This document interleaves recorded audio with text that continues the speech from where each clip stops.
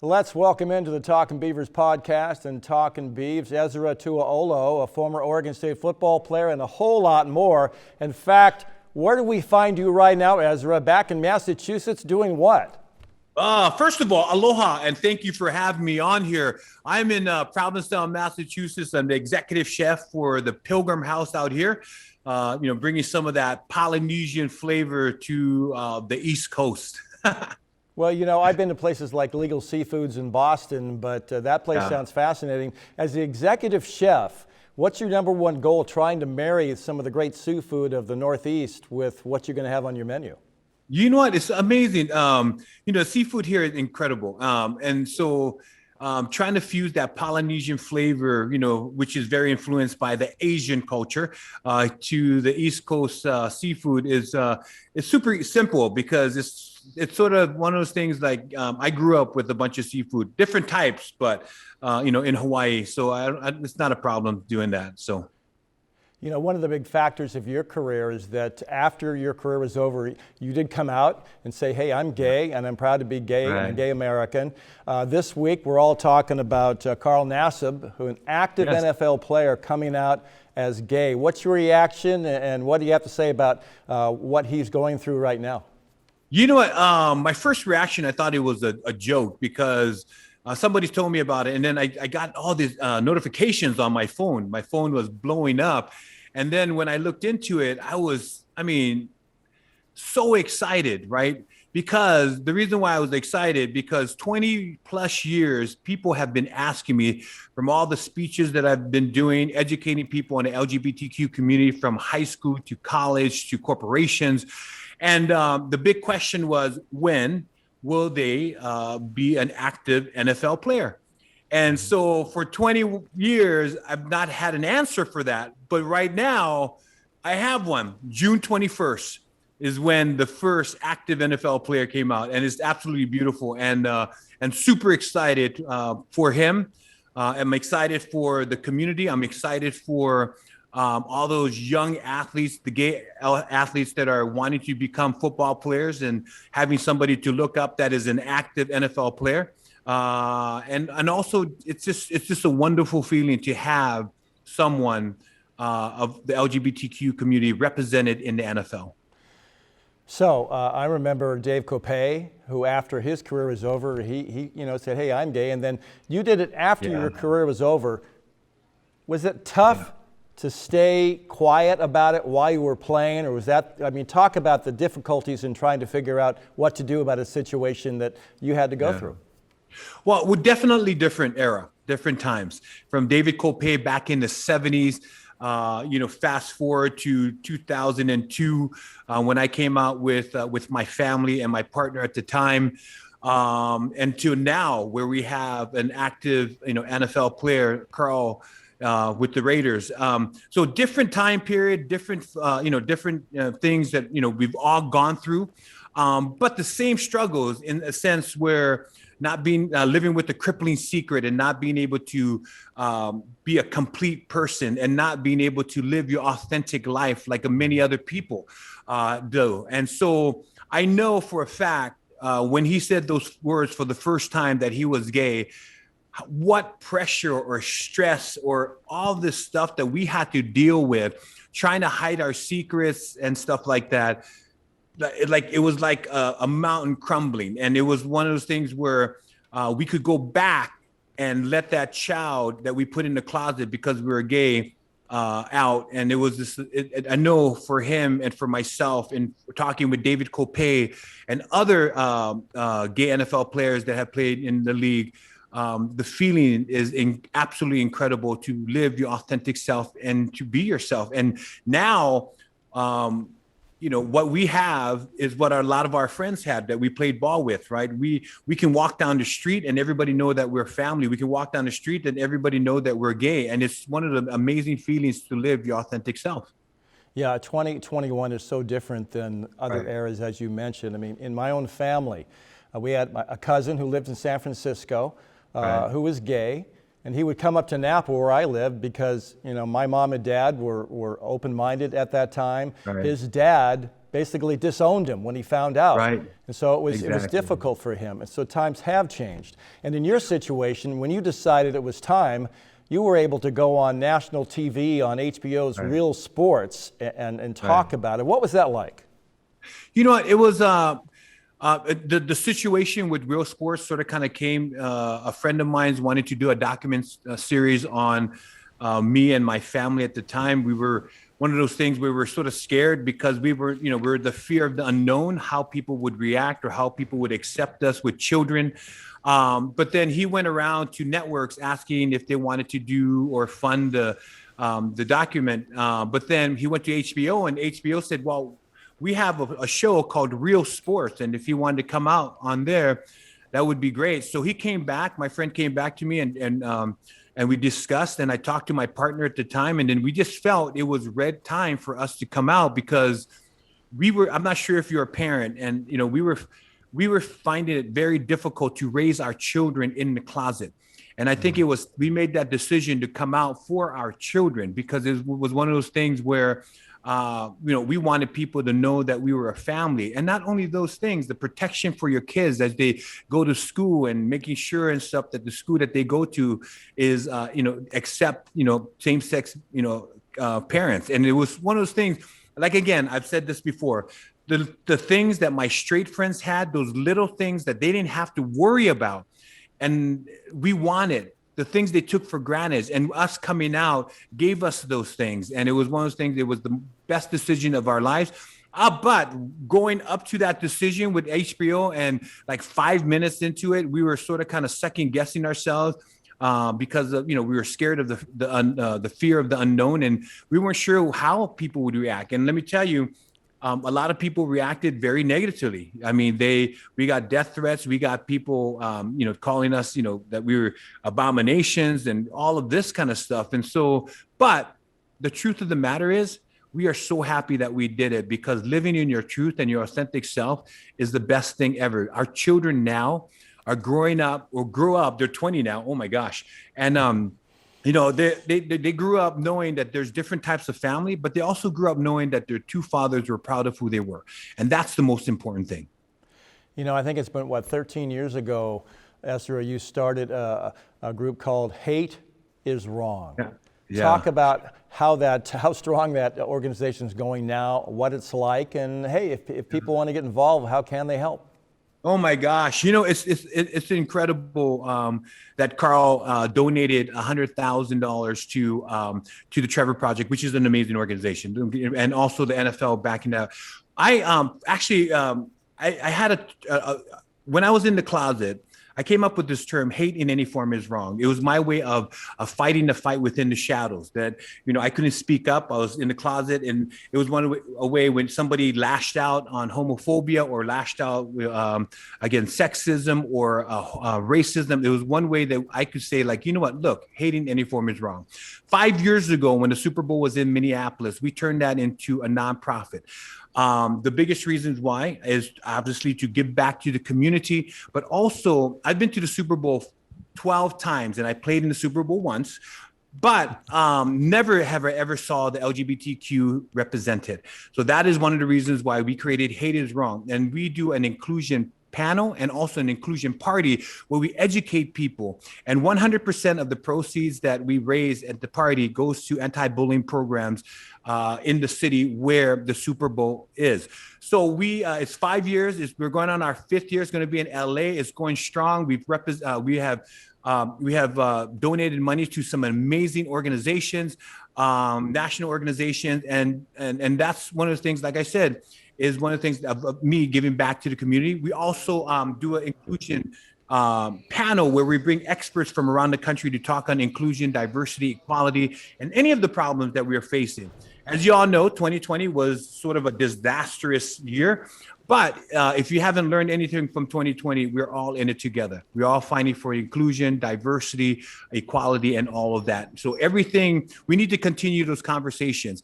And with Hate is Wrong, we are continuing those conversations with sports and the LGBTQ community, and just trying to educate people on who we are and making sure that people know and understand that we exist.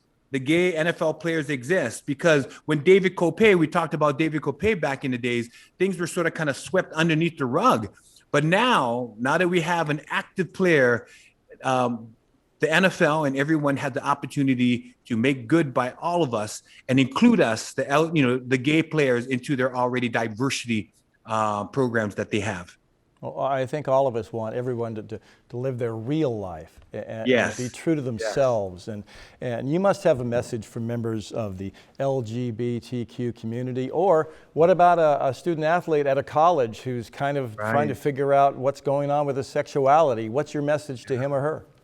Well, I think, with Carl coming out, and it's not only, what is giving that confirmation. And, I'm not just saying his coming out had done that, but all the athletes that have come out and have told their stories.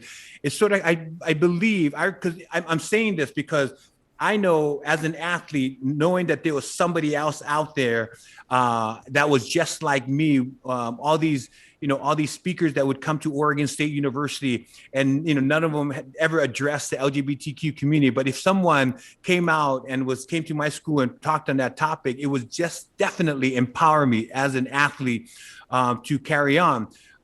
When I was playing, it was very difficult because I just felt like I was all alone, and I had to, deal with this crippling secret by myself. But to that gay athlete, to that gay football player, gay athlete from high school to grade school to college or whatever it is, things will get better. Everything does get better. As we're moving forward in 2020, we are definitely moving towards a more inclusive and diverse world, and you're not alone. And as you can see, you're not alone. And I'm going to repeat that again. You are definitely not alone. Esera Tualo is our guest here on Talkin Beavs. And yeah, this is a show about the Beavers. You grew up in Hawaii. You moved to California, and you wound up in Corvallis. Why Corvallis? Why the Beavs? To tell you the truth, I did my 5 visits like a lot of, the football players do. And Oregon State was my last visit. And I just fell in love with the place. I fell in love with the school, the everything, the people. Also, I fell in love with Coach Craigthorpe. He was such an amazing coach. And he took me in, and he said what he was going to do. He said he was going to teach me football. He was going to show me the ropes and make me a better player. And he definitely did that. Oregon State has been an amazing school. I've fostered so many amazing friendships, and as you know, and Beaver Nation all the way for me. So, Coach Craigthorpe and the teams, what is there a game, a moment that stands out in your mind, Esera, as, hey, that was special for me? You know what? As you're living in a closet in this crippling secret, it's one of those things. You wake up every single morning and you walk into the locker room and you transform yourself into somebody you're not, a straight man. And so for me, it was very difficult because I held that with me. And every game that I played in, it was one of those things. When I heard my name echo throughout the stadium, I would cringe up because I was scared that somebody would find out that I was gay. I think, one of the things that I remember the most is, I think it was my senior year. I came back from Hawaii and I walked into the locker room. And so everyone was huddled around the wall and looking at the poster. And a friend of mine came over and he congratulated me. And I was like, for what? So I walked to it and I saw just me. It was Killer Beef's poster, and it was just me, Esera Tualo, on this poster. And instead of being excited from all my success or excited that I was on the poster, what happened was I got an anxiety attack and I blacked out, because my first thought was that somebody was going to see that in Oregon or in Hawaii and find out that I was gay.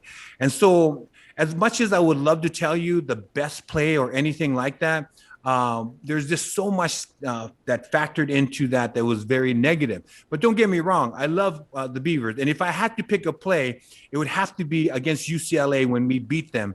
And Frank Cornish, their center, told the media that he benched 500 pounds, so he was going to be able to handle me. And I think the first play, I ragdolled him and I got the sack and the fumble. So it was one of those things where I think that was very memorable to me. You know, one thing we know about you, of course, is that you've got a fabulous voice. We'll get into the TV show The Voice in a minute, but I've been lucky enough to sing national anthems at games. You were in full uniform. I believe it was with Green Bay, right? When you sang the national anthem before a game. Tell us about that moment. I tell you what, that moment was very exciting to me, but I was not nervous singing the national anthem. I was more nervous because I look across the field and I saw my idol, Mike Singletary, watching me. And I tell you, that I was more nervous than singing. It was the craziest thing. But I tell you what, I got that first note out, and as you know, you have to hit that right note, because if you go too high, then it could take it up to the stars, and you might not hit that note. But I did it. It was super exciting. 100,000 people in the audience screaming for me. It was incredible. But again, I was just excited that Mike Singletary, my idol that was playing on the Bears, was watching. Well, you know, you're playing in Corvallis, you're playing football, but then you're in the NFL. And you're at the ultimate stage for any football player, right? Is there a defining moment from your career? Was it making the Super Bowl? Tell us about it. I think the defining moment, wow, there's obviously the goal when you're in the NFL, and the goal when you're in the NFL is to get to the Super Bowl, right? And so that's you know, gosh, that should be the focus for every player, right? And not worrying about who the color of my hair or my skin or who I decide to give my heart to, right? But it's so funny, the defining moment, and you talk to me, it's just, it's a whole blur to me. And it's one of those things where I wish that I had the opportunity to tell you that, right? But then again, on the flip side, that is the reason why I speak out. That is the reason why I educate people in the LGBTQ community.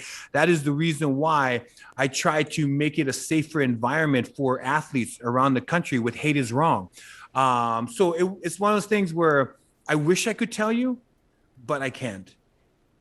Hey, listen, you had a tremendous 9-year career in football, but you know, all of us, and especially you were so much more than playing the game of football. The last time I talked to you was in 2017 in Berkeley on the sidelines, and you were involved in a TV show called The Voice. Yes. And you were not only a contestant, you were one of the best contestants during that season, and you went pretty darn far. And I believe you were on Team Blake, and of course anybody who's watched that show knows it's Blake Shelton, who's one of the longest running judges on that show. Yeah. What was the Voice experience like for you? You know what?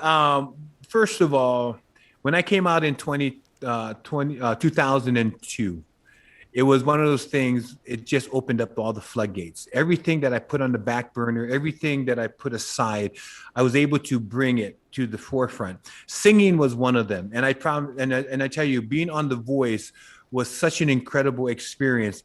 But when they first called me, I made sure they understood that I was 50 years old. So I'm telling them I'm 50, right? Because normally on those shows, you have all these teenagers and young kids. And it was like, yeah, we know how old you are. So I'm like, okay. They gave me a private audition. And before you know it, I was singing in front of the judges. And Blake turned around, also Jennifer Hudson. People thought I was going to choose Jennifer Hudson, but I chose Blake because I found somebody told me a rumor that Blake was homophobic. So that's one of the reasons why I chose him. But not only that, obviously he had a good track record. But to get to know him, it was incredible. The guy is not homophobic. He's an amazing coach. He was an amazing guy on The Voice. And so, but what better way to sort of kind of change somebody's opinion on you, right? By just getting in their face and making sure that they understand that we're just like them, right? You know, getting up on that stage and singing that song, not knowing if any of the 4 judges will turn that chair around. I mean, were you worried, or were you confident that you had what it takes to at least get to that first round after getting selected? You know what? I had a little bit of confidence, but you just don't know, right? And that's the thing about that show. You just don't know who's going to turn around. And, you start questioning yourself, like all the people that told you that you could sing. It's like, I hope they're right, So, but I tell you what, it is very nerve wracking. But standing up there's a point in time when there's silence and you just you just know as far as this is it. This is what you need to do. And then you start singing. And then whatever happens, happens. And it's the most amazing feeling.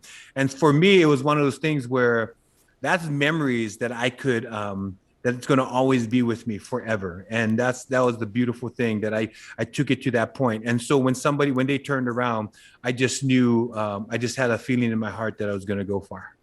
So let's move up to the summer of 2021. This is a Pride Month, June, of course. What does that mean to you? You know, living your authentic life. Pride to me is living your authentic life and living your dreams and all of that. It's one of those things where as we go into 2021 after, the horrible year of 2020, it's one of those things where I think this Pride, this June, more than anything, is more important than any other Pride that's out there. And what made it special is that now we have Carl, who came out and is the most amazing thing. But it's all about telling your story. It's all about you living your authentic life. It's all about being true to yourself. It's all about the love that you have for yourself and other people. And that's what it's all. And that's what Pride means to me. You brought up Carl again, and do you think his decision to come out as an active player will start a trend in football and maybe in other sports as well? I don't know the answer to that, but I know it's an amazing step forward for gay athletes, right? But what I do know, and I think we talked about this earlier, that it is definitely going to help a lot of our younger generation that are athletes. I think that's what's going to happen. And if now I'm hoping that other players will come out and join Carl and all the other players that have come out in the past, like Ryan O'Callahan, Colton Underwood, David Kopay, Roy Sims, myself, and join into the group. But we'll see what happens. The future of 2021 and on is going to be very exciting. Yeah, and it seems, I know it's June 21st, it just happened recently, but it seems like most of the reaction's been pretty positive about his decision to do this. And that's the difference between the 90s and or the 70s, right? Is that now people realize and understand that discriminating against someone or a culture or a community is not right. People are getting canceled and people are getting, called out. And that's the beauty of living in today's society.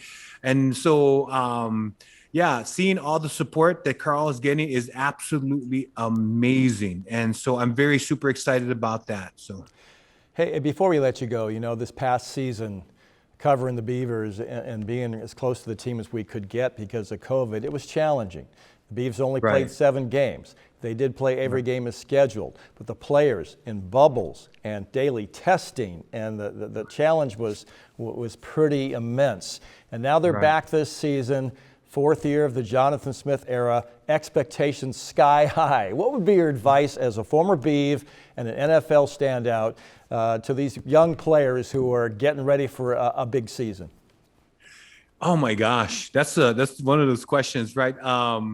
Make sure they're ready for the Beaver Run. I'm not even sure if they still have the Beaver Run back in the day. Beaver Walk now. Oh, it's the Beaver Walk. Okay. But, I just think, stay true to your craft. Stay true to your ability. And you know what? Each player, each individual understand and knows the sacrifices that they need to do to get to that point where they want to be. I hope you understood that, right? So it's one of those things where as we move forward for Beaver Nation, and I'm hoping the camaraderie of the team is going to be a close-knit team. But not only that, is that don't give up on yourself, don't give up on your team, don't give up on the fans, or don't give up on anything, right? But let's forget the past and move towards the future, because it's good to remember the past. Don't get me wrong. You can remember the past, but as you move towards the future, let's start something new and get a better and an amazing attitude that we're going to change it and we're going to win a national championship, right? If you think it and believe it, you can do it. Absolutely. Esera Tualo, thank you so much for spending time with us here on the Talkin Beavers podcast on NBC Sports Northwest. Great job, an incredible story, and good luck to you in the future. Thank you so much. If people want to, they can jump on my Instagram, Mr. Aloha. It's super simple. If you want to donate to Hate Is Wrong, please, we do some amazing work. Just go to hateiswrong.org. We appreciate all the help. As you know, as much as the Trevor Project, and there's other amazing organizations that need people's help. Thank you so much. Thanks for spending time with us, and hopefully we'll talk again soon. Maybe we'll see you during the season. Who knows? Sounds awesome. Aloha. Aloha.